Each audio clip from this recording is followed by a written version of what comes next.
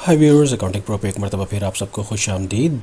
Quick books की training का सिलसिला अकाउंटिंग प्रो पे जारी है और इस सिलसिले में जो टॉपिक हम इस वीडियो में डिस्कस करेंगे वो टॉपिक हमारी पिछली वीडियो से कनेक्टेड है। इससे पहले वाली वीडियो में हमने डिस्कस किया था कि किस तरीके से हम इन्वेंट्री असेंबली आइटम को यूज़ कर सकते हैं अपनी एक मैन्युफैक्चरिंग पार्ट क्रिएट करने के लिए, और इस वीडियो के अंदर हम ये डिस्कस करेंगे कि हम किस तरीके से जो मैन्युफैक्चरिंग का प्रोसेस है वो रन करेंगे। यानी कि फिजिकली आपका एक मैन्युफैक्चरिंग प्रोसेस कंप्लीट हुआ है और उसको अब हमने फाइनेंशियल सॉफ्टवेयर के अंदर रिकॉर्ड करना है कि रॉ मटेरियल से चीजें कन्वर्ट हो गई हैं फिनिश गुड्स के अंदर और हमारे पास एक फिनिश गुड का मटेरियल सामने आ गया है। तो इस वीडियो के अंदर हम यही चीज डिस्कस करेंगे कि हम असेंबलीज को किस तरीके से बिल्ड करते हैं क्विक बुक्स के अंदर। पिछले में हमने ये क्रिएट किया था कि असेंबली आइटम कैसे क्रिएट करते हैं, और इस वीडियो में हम ये देखेंगे कि हम असेंबलीज को बिल्ड कैसे करेंगे। चलते हैं क्विक बुक्स के अंदर, और क्विक बुक्स की स्क्रीन जो है वो आपके सामने आ गई है। और क्विक बुक्स की स्क्रीन के अंदर आप ये देख सकते हैं कि मेरे सामने इन्वेंट्री लिस्ट ओपन है। इन्वेंट्री जो लिस्ट है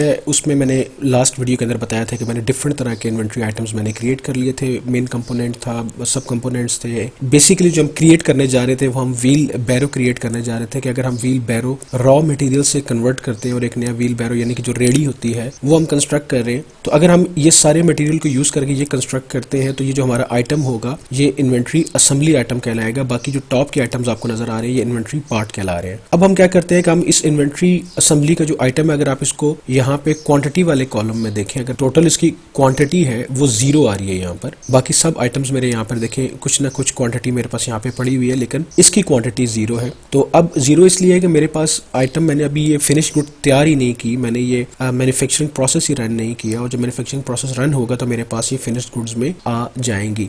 तो अब करना क्या है, करना ये है कि मैं आपको अब इस प्रोसेस को रन करके दिखाता हूँ। प्रोसेस को रन करने का तरीका कार क्या है कि आपने वेंडर्स मेन्यू में जाना है, और वेंडर्स मेन्यू में जाके आपने क्या करना है कि यहाँ से नीचे आएंगे और नीचे आके आपने यहाँ पे देखना इन्वेंट्री एक्टिविटीज है। इन्वेंट्री एक्टिविटीज के अंदर आप जाएंगे तो इन्वेंट्री एक्टिविटीज के अंदर यहाँ पे नीचे आपको नजर आएगा बिल्ड असेंबलीज। वेंडर्स मेन्यू में इन्वेंट्री एक्टिविटीज और इन्वेंट्री एक्टिविटीज के अंदर बिल्ड असेंबलीज। ये देखिए बिल्ड असेंबलीज पे जैसे ही हम क्लिक करेंगे तो हमारे पास ये देखिए एक मॉड्यूल ओपन हो जाएगा बिल्ड असेंबलीज का। अब हम क्या कर सकते हैं कि अगर आप यहाँ पे देखें कि बाय डिफॉल्ट उसने व्हील बैरो जो है वो कनेक्ट कर दिया, यानी कि व्हील बैरो उठा लिया उसने आइटम यहाँ पे असेंबली आइटम। ये क्यों उसने उठाया व्हील बैरो? क्योंकि हमारे पास इसके अलावा असेंबली आइटम कोई और है ही नहीं। अगर हमारे पास इन्वेंट्री असेंबली आइटम कोई और होता तो यहाँ पे हम उसको दिखा देते, अदरवाइज ये मेरे पास एक ये व्हील बैरो। अब हम इस विंडो को थोड़ा सा अंडरस्टैंड कर लेते हैं कि बिल्ड असेंबली की विंडो वर्कआउट कैसे करती है। बिल्ड असेंबली की विंडो ऐसे वर्कआउट करती है कि ये बिल्ड असेंबली का पूरा मॉड्यूल है। यहाँ से स्टार्ट करते हैं, यहाँ से देखिए वो मुझे डेट बता रहा है कि किस डेट को ये असेंबली बिल्ड हो रही है, यानी कि जो मेरी फैक्ट्री थी उसके अंदर मुझे ये असेंबल्ड आइटम मुझे कब रिसीव हुआ या मैंने कब ये असेंबली क्रिएट की है। उसके बाद ये मेरा बिल्ड रेफरेंस नंबर है, 1 भी हो सकता है, यानी कि ये मेरा बैच नंबर है। बेसिकली अगर मैं कोई एक पूरा बैच रन कर रहा हूँ तो मैं यहाँ पे अपना कोई बैच नंबर देना चाहूँ तो ये मेरा रेफरेंस नंबर है। अदरवाइज कोई भी मैं अपनी आइडेंटिफाई करना चाहूँ तो मैं इसको दे सकता हूँ। लेट्स से कि मैं कहता हूँ ये व्हील बैरो है और ये बैच नंबर 001 है, या मैं ये भी कह सकता हूँ कि 21 ईयर है और ईयर 21 का ये मेरा बैच नंबर 1 है। टेम्पलेट मुराद ये है कि अगर मैं इस जो बिल्ड असेंबली को मैं अगर प्रिंट करना चाहता हूँ तो उसको मैं प्रिंट करना चाहूँ तो इसका टेम्पलेट डिज़ाइन मेरा कस्टम टेम्पलेट है, या टेम्पलेट में कोई और डिज़ाइन करना चाहूँ तो मैं यहाँ से डिज़ाइन कर सकता हूँ। तो अभी हमारे लिए भी इंपॉर्टेंट नहीं है ये चीज़। उसके बाद नीचे देखिए क्वांटिटी ऑन हैंड बता रहा है, यानी कि किसकी व्हील बैरो अभी हमारे पास कितनी पड़ी हुई है, 0 पड़ी हुई है। क्वांटिटी ऑन सेल ऑर्डर 0 है। Quantity reserve for other assemblies 0 है, और टोटल क्वांटिटी अवेलेबल 0 है, यानी कि इस व्हील बैरो की हमारे पास अभी कोई क्वांटिटी अवेलेबल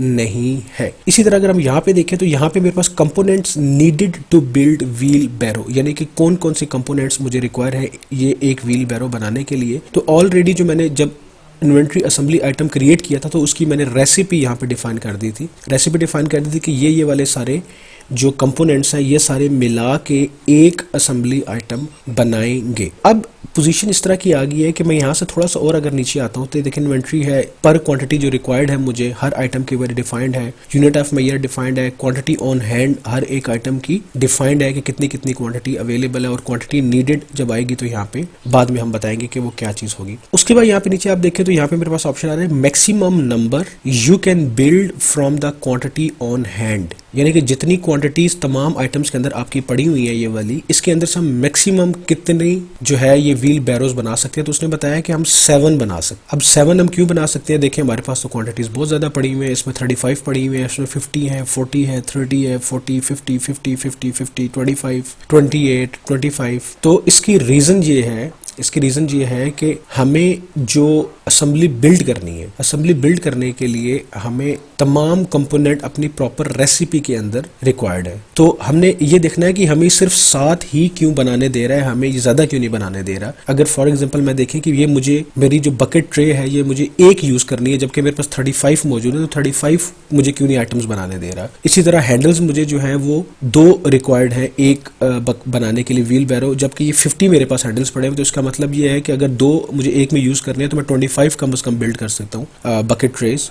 लेग्स मुझे 2 चाहिए तो 40 पड़ी हुई है। इसका मतलब अगर मैं इस हिसाब से चलूँ तो मैं 20 व्हील बैरोज बना सकता हूँ। तो अगर आप ये देखें कि अगर मैं इस हिसाब से चलूँ तो मैं 35 यानी कि 35 बकेट ट्रे है मेरे पास, तो 35 मुझे बना लेनी चाहिए व्हील बैरोज। अगर मैं हैंडल्स के हिसाब से चलूँ तो मुझे 25 व्हील बैरोज यानी कि मेरी क्वांटिटी मजीद कम हो गई है, 25 व्हील बैरोज बना सकता हूँ। और अगर मैं लेग्स के हिसाब से चलूँ तो देखिए मजीद मेरी क्वांटिटी कम हो गई है, तो मैं यहाँ पे 20 व्हील बैरोज बना सकता हूँ। यानी कि इसका मतलब ये है कि जिस आइटम की क्वांटिटी मेरे पास कम होती जा रही है तो मेरी जो मैन्युफैक्चरिंग क्वांटिटी है वो भी कम होती जाएगी। तो इसका मतलब ये हुआ कि इसने 7 बताई है, तो इसका बता रहा है कि तकरीबन मैक्सिमम मैं 7 क्वांटिटीज बिल्ड कर सकता हूँ। इसका मतलब ये है कि मेरे पास कोई एक आइटम ऐसा है जो मेरे पास क्वांटिटी में इतना है कि वो अगर वो सारे का सारा यूज़ मैं भी कर लूँगा तब भी जाके ये 7 ही बनेंगी। तो ज़रा नीचे आके देखते जाते हैं 1 1 2 4 2 2 2 4। तो ये देखिए ये स्पेसर है, स्पेसर मुझे 4 यूज़ करने हैं एक व्हील बैरो बनाने के लिए। टोटल स्पेसर जो मेरे पास क्वांटिटी में अवेलेबल है वो 28 है। तो ये तो अंडरस्टूड हो गया कि मेरे पास है ही टोटल स्पेसर 28। तो जब तक मैं सारी ये असेंबली पार्ट कंप्लीट नहीं करूंगा तो मेरा व्हील बैरो कंप्लीट नहीं होगा। तो जब 28 है तो उसने क्विक बुक ने क्या किया कि ऑटोमेटिकली 4 पे जब उसने डिवाइड किया तो 4 7s are 28। तो इसका मतलब ये है कि मैक्सिमम मैं 7 व्हील बैरोज है वो मैं बना सकता हूँ। तो बिल्कुल ठीक है, मैं क्या करता हूँ कि मैं यहाँ से 7 पे क्लिक करता हूँ। मैं जैसे ही 7 पे क्लिक करूंगा तो वो ऑटोमेटिकली देखिए यहाँ से क्वांटिटीज पिक कर लेगा। देखिए उसने 7 बकेट्स उठा लिए हैं, 14 उसने हैंडल्स उठा लिए हैं, 14 उसने लेग्स उठा लिए हैं, 7 उसने व्हील ले लिए, 7 एक्सल्स ले लिए, 14 उसने एक्सल ब्रैकेट्स ले लिए, 28 उसने बोल्ट्स ले लिए क्योंकि 4 बोल्ट्स यूज़ हो रहे हैं, 3 इंच के बोल्ट्स उसने जो है वो 14 उसने यूज़ कर लिए। इसी तरह हर जो है वो मल्टीप्लाई बाय 7 करता हुआ इस क्वांटिटी जो रिक्वायर्ड थी उसने यहाँ से उठा ली है सारी चीज़ें। अब यहाँ पे ये देखिए 7 जब मैंने क्लिक किया तो उसने 7 के हिसाब से आइटम्स क्रिएट कर लिया। और यहाँ पे अगर मैं कोई मेमो देना चाहूँ यानी कि इसकी डिस्क्रिप्शन देना चाहूँ तो मैं यहाँ पे उसका डिस्क्रिप्शन दे सकता हूँ कि मैं क्या चीज़ कर रहा हूँ। तो मैं कह सकता हूँ कि ठीक है, ये मेरा व्हील बैरो का जो मेरा कस्टम ऑर्डर था वो मेरा यहाँ पे कंप्लीट हो गया। इसको अब मैं क्या करता हूँ कि मैं यहाँ बिल्ड एंड न्यू भी कर सकता हूँ और बिल्ड एंड क्लोज भी कर सकता हूँ। बिल्ड एंड न्यू ये है कि अगर इसके अलावा मुझे कोई असेंबली बनानी है तो मैं बिल्ड एंड न्यू करूँगा, और बिल्ड एंड क्लोज करना है तो बिल्ड एंड क्लोज कर दूंगा। तो यहाँ से बिल्ड एंड न्यू भी मैं कर सकता हूँ, बिल्ड एंड क्लोज भी कर सकता हूँ। प्रोसेस पे जाने से पहले अब हमने यहाँ पे ये देखना है कि क्या हमने जो असेंबली थी वो हमने पूरी इसके अंदर चीज़ें हमने ऐड कर दी हैं कि नहीं की हैं। तो अगर आप गौर करें तो ये सारे इन्वेंट्री पार्ट्स हैं, इसके अंदर कहीं पे भी हमने ओवरहेड्स चार्ज नहीं किए, हमने इसके अंदर कहीं लेबर चार्ज नहीं की कि ये 7 जो बिल्ड की है क्वांटिटी इसमें हमने लेबर कितनी पे की है, कितने लेबर यूज़ हुई है, या हमने इसमें फैक्ट्री के ओवरहेड्स जिसके अंदर कोई मेरा बिजली का बिल है, गैस का बिल है, तो वो उसमें मैंने यहाँ पे यूज़ नहीं किया। मैंने तो उसमें तरीकाकार ये होता है नॉर्मली कि कुछ कंपनीज ऐसे करती हैं कि डायरेक्ट उसकी जो कंजम्पशन होती है वो कॉस्ट ऑफ गुड्स सोल्ड के अंदर हिट कर देती हैं। जब उसकी यानी कि बिल पे किया तो उसको direct cost of goods sold में ऐड कर दिया, फैक्ट्री का बिल पे किया या उसमें, तो वो ऑटोमेटिकली वहाँ पे चला जाता है उस मंथ का बिल जो होता है। और अगर कुछ कंपनीज ऐसे करती हैं कि इंडिपेंडेंट उसको जो है वो हिट कर देती है बाकायदा कंपोनेंट के ऊपर, वो फिक्स करती है जाके, तो उसके लिए प्रॉपर फॉर्मुलेशन होती है। अगर मैं यहाँ पे अज्यूम करता हूँ कि इस असेंबली के अंदर ऐड करना चाहता हूँ, यहाँ पे नीचे कोई नया मजीद आइटम ऐड करना चाहता हूँ इसी जगह पे कि लेबर ऐड करना चाहता हूँ कि इस 7 को बनाने के लिए मेरी कितनी लेबर यूज़ हुई है, 2 घंटे यूज़ हुए हैं, 3 घंटे यूज़ हुए हैं मेरी एक लेबर के, तो जाहिर सी बात है वो भी एक कॉस्ट है जो मुझे अपने एक लेबर को पे करनी है।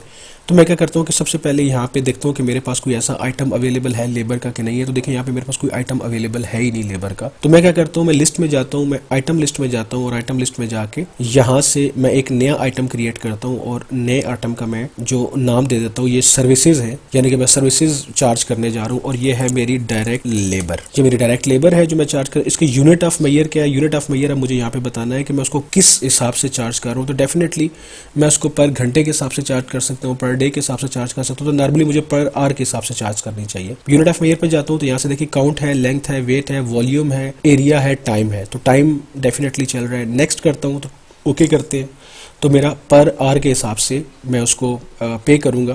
तो ये देखिए पर आवर के हिसाब से मैंने डायरेक्ट लेबर कर दी और मेरा जो रेट है लेबर का, जो मेरा रेट है वो लेट्स से मैं कहता हूँ 150 रुपीज़ पर आवर के हिसाब से मैं उसको एक जो मेरा लेबर है उसको मैं पे कर रहा हूँ। डिस्क्रिप्शन यहाँ पे इस आइटम की है, तो ये मेरी डायरेक्ट लेबर जो थी वो यूज़ होगी मैन्युफैक्चरिंग प्रोसेस के अंदर और इसको मैंने ओके कर दिया। अब अगर आप यहाँ पे देखें तो आपको एक यहाँ पे एक नजर आ रहा है ऑप्शन कि this service is used in assemblies और इज परफॉर्म्ड बाय अ सब कॉन्ट्रैक्टर और पार्टनर। यानी कि ये जो डायरेक्ट लेबर है इसको मैं असेंबलीज के अंदर लिंक करना चाह रहा हूँ, ठीक है। तो यानी कि ये मैं इनवॉइस बिलिंग नहीं करूंगा बल्कि इसको मैं असेंबलीज में यूज करूंगा। तो जैसे ही मैं इसको क्लिक करूंगा तो ये देखिए यहाँ पे मेरे पास लेफ्ट साइड पे इन्फॉर्मेशन आना शुरू हो जाएगी। तो मैं क्या कर रहा हूँ कि ये मेरा 150 रुपीज़ पर आवर मैं अपने लेबर को पे कर रहा हूँ, यानी कि उसको मैं चार्ज कर रहा हूँ। एक्सपेंस अकाउंट मेरा यहाँ पे देखें cost of good sold account में डायरेक्ट लेबर मेरी लेबर कॉस्ट आ गई और प्रेफर्ड वेंडर अगर मेरे कोई स्पेशल वेंडर से मैंने सर्विसेज सब कॉन्ट्रैक्ट की हुई है तो यहाँ पे आ जाएंगी, अदरवाइज रहने दें। डायरेक्ट लेबर की जो इसका मेमो है यही डिस्क्रिप्शन में यहाँ से कॉपी कर रहा हूँ और यहाँ से जाके मैं उसको पेस्ट कर रहा हूँ। सेल प्राइस मेरी 150 है, टैक्सेबल है और मैंने रेवेन्यू अकाउंट में मैंने इनकम फ्रॉम सेल्स यहाँ पे डाल दी। ये मेरी सेल्स इन्फॉर्मेशन है। सेल तो मैं अगर मैंने डायरेक्ट लेबर सबलेट आगे किसी को सेल करनी है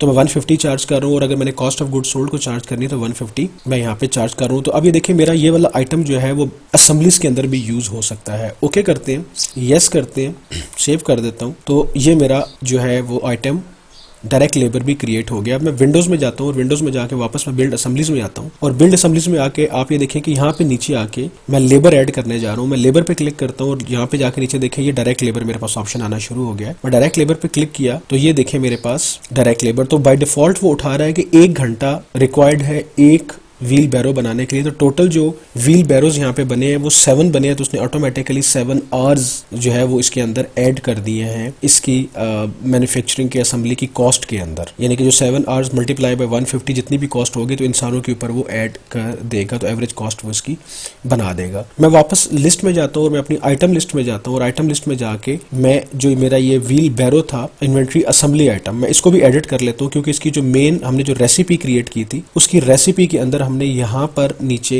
ऐड करना है कि हमें इसके अंदर अब हम लिंक करने जा रहे हैं डायरेक्ट लेबर भी और 1 घंटे की यहाँ पे चार्ज हम कर रहे हैं कि 1 घंटा रिक्वायर्ड है एक व्हील बैरो बनाने के लिए, असेंबल करने के लिए, ठीक है। तो ये भी कर सकते हैं। तो अब या हम 0.5 आवर्स भी हम कर सकते हैं कि आधा घंटा में वो सारी चीज़ें असेंबल कर देते हैं क्योंकि रेडीमेड आइटम उसने असेंबल करना है 30 मिनट्स में, तो 75 रुपीज़। तो टोटल उसकी 5403 रुपीज़ उसकी कॉस्ट आ रही है और 7000 की हम उसको सेल कर रहे हैं। ओके कर देते हैं।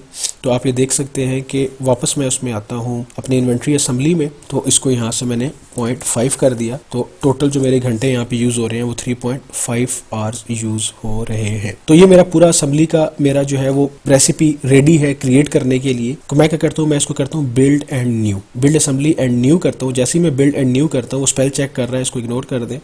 तो आप ये देख सकते हैं कि असेंबली क्रिएट हो गई है। अब मैं दोबारा व्हील बैरो पे क्लिक करता हूँ तो वो देखे टॉप पे मुझे दिखा रहा है कि 7 जो है वो मेरे पास ऑन हैंड है, यानी कि वो बिल्ड हो चुकी है 7। ऑटोमेटिकली उसका देखिए रेफरेंस नंबर 002 हो चुका है, डेट आज की है। लेकिन अब यहाँ पे अगर आप देखें maximum number you can build from the quantity on hand is 0, इसलिए कि मेरे पास अगर यहाँ पे स्पेसर देखें तो स्पेसर मेरे पास यहाँ पे खत्म हो गए हैं, 0 हो गए हैं। तो जब तक मैं अभी मजीद स्पेसर परचेज नहीं करूंगा तो मैं मजीद असेंबलीज क्रिएट नहीं कर सकता। तो क्लियरली मुझे नजर आ गया कि इस स्पेसर की वजह से मेरे पास असेंबली की शॉर्टेज है, मैं क्रिएट नहीं कर सकता। तो मैं क्या करता हूँ, मैं यहाँ से वेंडर्स में जाता हूँ और वेंडर्स में जाके मैं यहाँ से इंटर बिल करता हूँ वेंडर का, और इंटर बिल में जाके मैं यहाँ से जाके से कि ये ABC मशीनरी टूल्स है और इससे आइटम्स में जाता हूँ और आइटम्स में जाके मैं यहाँ से इससे स्पेसर्स परचेज करता हूँ। लेट्स से कि मैं 30 स्पेसर्स मजीद परचेज कर रहा हूँ। तो टोटल मैंने फर्दर 30 स्पेसर्स परचेज कर लिए आज की डेट में। और स्पेसर, ठीक है, ये सारा मैंने ऑर्डर कर दिया, सेव एंड क्लोज कर दिया, सेव एनीवे।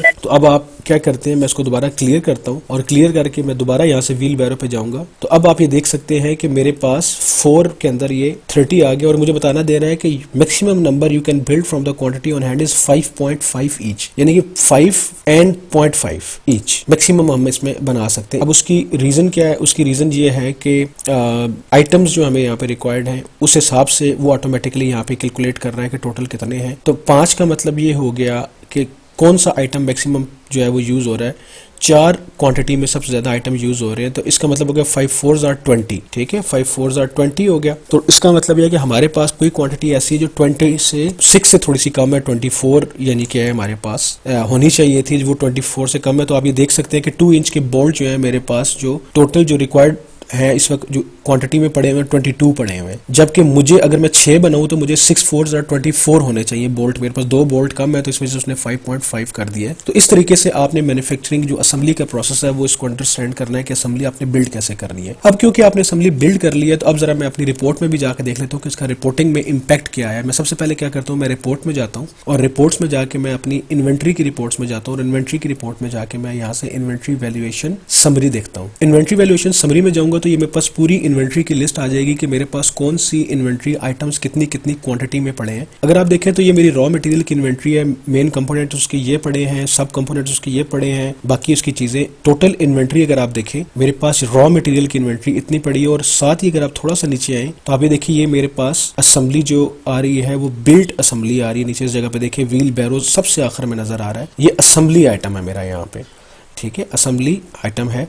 इस जगह पे अगर आप देखें तो ये वाला आपका असेंबली व्हील बैरो 7 पड़े हुए हैं, 5403 मेरी कॉस्ट थी। टोटल इसकी 37,821 रुपीज की वैल्यूज के मेरे पास व्हील बैरोस पड़े हुए हैं, जिनको मैं सेल करूंगा 49,000 रुपीज का। तो ये देखें मेरे पास ये इन्वेंट्री की रिपोर्ट आ गई है। और अगर इसी तरह मैं बैलेंस शीट के अंदर देखना चाहूँ तो बैलेंस शीट के अंदर क्या पोजीशन है, रिपोर्ट्स में जाता हूँ मैं, कंपनी एंड फाइनेंशियल्स में, और कंपनी एंड फाइनेंशियल्स में जाकर अगर मैं अपनी बैलेंस शीट में जाऊँ तो बैलेंस शीट के अंदर मैं थोड़ा सा अगर नीचे अपने पास आऊँ, आहिस्ता आहिस्ता नीचे, तो यहाँ पे ये देखें मेरे पास करंट एसेट्स के अंदर advances against salary, stock in hand इतना, और सबसे नीचे देखेंगे फिनिश गुड्स। फिनिश गुड्स के अंदर मेरे पास 37,821 रुपीज की फिनिश गुड्स पड़ी हुई है, यानी कि ये रॉ मटेरियल पड़ा है, ये मेरे पास फिनिश गुड्स पड़ी हुई है। तो ये सारा मैंने किस तरीके से सेटअप किया था कि फिनिश गुड्स में किस तरह स्टॉक जाना चाहिए और रॉ मटेरियल में किस तरह जाना चाहिए। इससे पिछली जो मेरी इन्वेंट्री असेंबली की वीडियो थी उसके अंदर मैंने काफी डिटेल में बताया है। चार्ट ऑफ अकाउंट्स के अंदर मैंने काफी डिटेल में चीजें बताई हुई, और जो आइटम लिस्ट की जो वीडियो है उसके अंदर भी मैंने काफी डिटेल में ये चीजें पढ़ाई हुई है।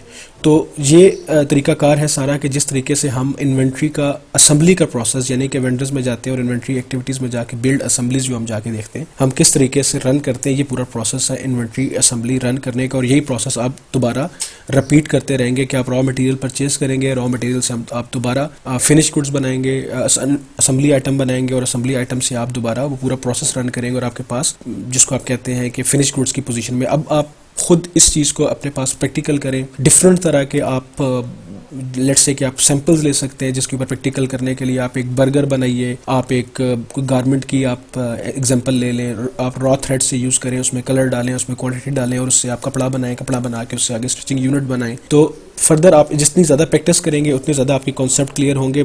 तरीकाकार यही है जो मैंने आपको यहाँ पे बता दिया है। तो चैनल को अभी तक आपने सब्सक्राइब नहीं किया तो चैनल को ज़रूर सब्सक्राइब कर लें, वीडियो को लाइक करें, शेयर करें अपनी कम्युनिटी के साथ, उन लोगों के साथ ज़्यादा से ज़्यादा शेयर करें जिनके पास एक्सेस नहीं है, जो या तो पैसे दे नहीं सकते ट्रेनिंग्स के लिए, अच्छी ट्रेनिंग्स के लिए, उनके पास महदूद वसाइल हैं, ऐसे इलाकों में हैं जहाँ पे अच्छी ट्रेनिंग अवेलेबल नहीं है, तो उनके साथ ये ज़रूर शेयर करें। जितना ज़्यादा आप शेयर करेंगे उतने ज़्यादा लोगों का यहाँ पे फ़ायदा होगा, लोग अपने आप को स्किल्स इंप्रूव करेंगे, उनके लिए जॉब के मौके बनेंगे, वो घर बैठ के कुछ अर्निंग कर सकेंगे। तो सबका मतलब कि इसमें फ़ायदा ही है। तो जहाँ रहे खुश रहे, मुस्कुराते रहे, अपना ख्याल रखिएगा और देखते रहिएगा अकाउंटिंग प्रो। मिलते हैं अपनी अगली वीडियो में। अल्लाह नेगेबान।